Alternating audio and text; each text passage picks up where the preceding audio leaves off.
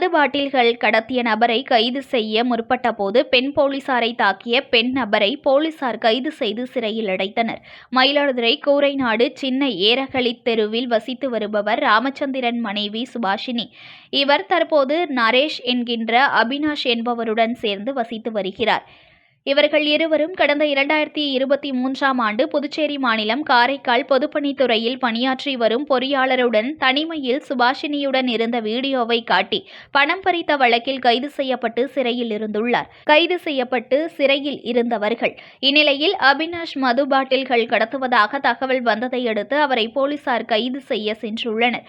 அப்போது police sub இன்ஸ்பெக்டர்கள் Arunkumar, Priyanka மற்றும் போலீசாரை கைது செய்ய விடாமல் ஆபாச வார்த்தைகளால் திட்டியது தனது உடல் மீது மண்ணெண்ணெய் ஊற்றி தீ வைத்துக் கொள்வதாக மிரட்டியுள்ளார். மேலும் பெண் போலீஸ் பரணி என்பவரை கீழே தள்ளிவிட்டதோடு கொலை மிரட்டல் விடுத்து பணி செய்ய விடாமல் தடுத்ததாக கூறப்படுகிறது.